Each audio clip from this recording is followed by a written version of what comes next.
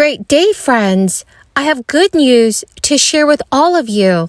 Top Democrats, including Senator Michael Bennet, are now ready to pass new stimulus relief legislation.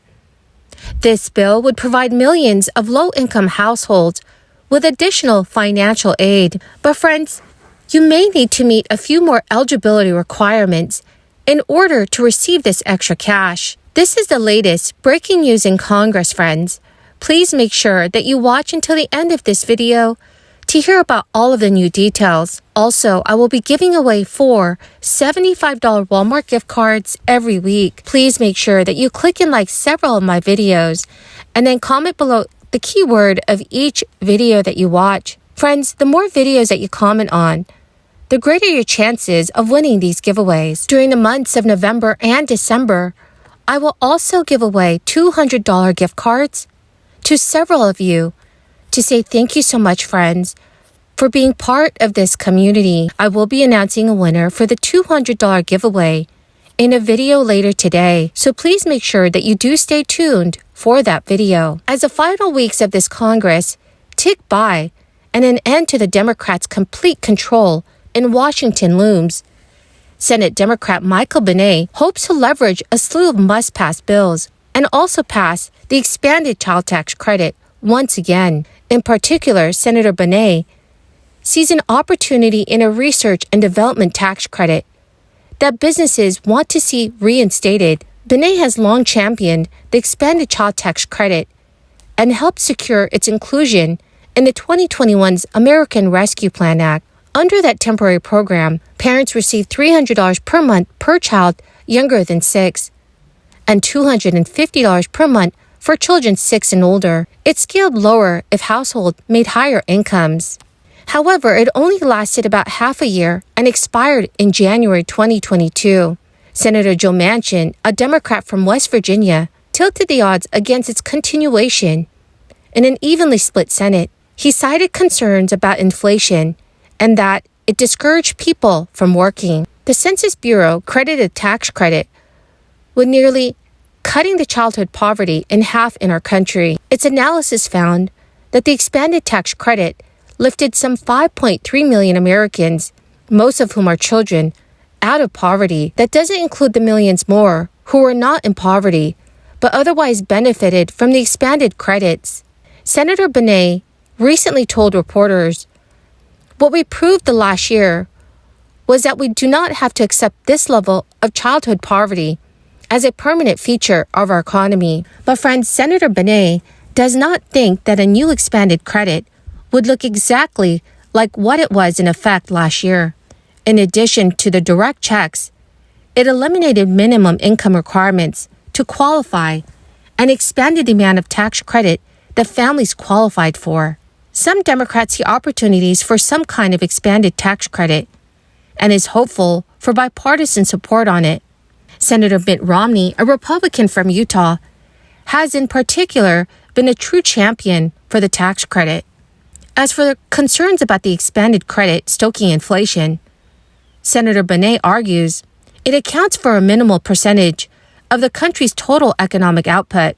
An offset to pay for it would also, by definition, not increase inflation, while directly blunting inflation's effects on families. So, dear friends, what are your thoughts on this? Do you support Senator Bennet's push for expanding the child tax credit payments? Please let me know your thoughts in the comments section below. Friends, the keyword for this video today is Roswell, New Mexico.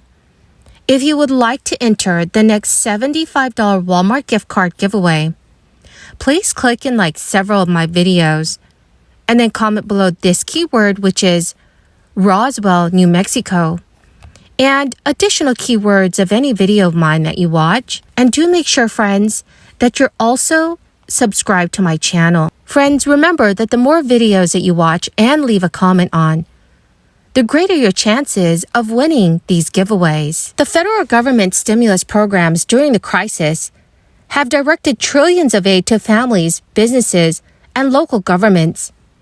Although most eligible households have already received checks from the 3 rounds of direct stimulus aid, some forms of government assistance remain available. Experts say the array of government initiatives has helped stem financial hardship for millions of Americans. Much of the aid is directed to low and middle income households who are more vulnerable to job and income losses.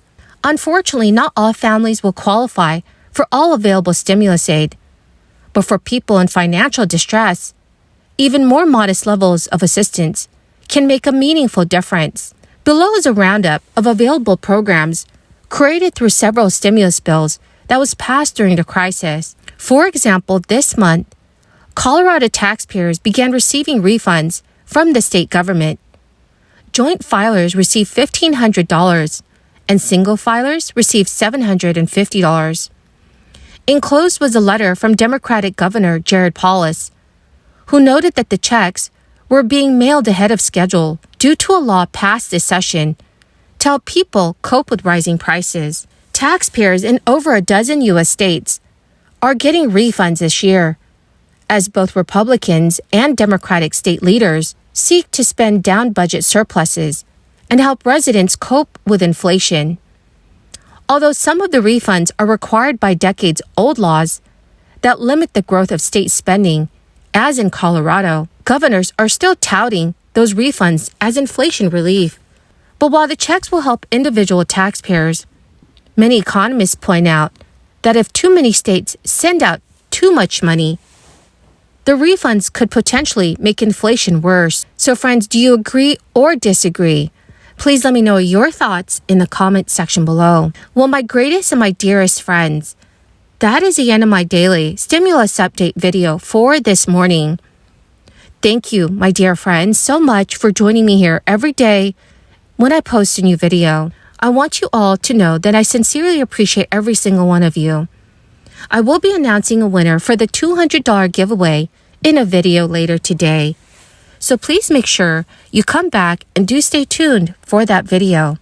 Thank you and have a wonderful and blessed day. We're going to be enhancing public amenities at the Trail Station Park, $495,000 for that project. That's going to be another great magnet for the people who want to just be enjoying the outdoors. It's going to be fabulous.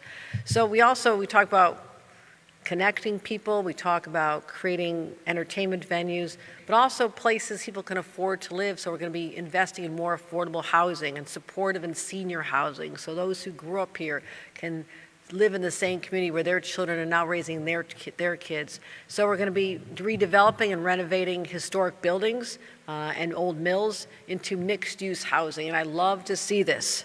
I love to see this because you're sprucing up the exterior for a community to experience, but also you're making it a home for someone, a place that had just been walked past for many, many years and no one believed that there could actually be such life inside. So now this is going to be homes for people. So I'm real excited about that. So let's start with the historic carriage house, $1.3 million to focus on.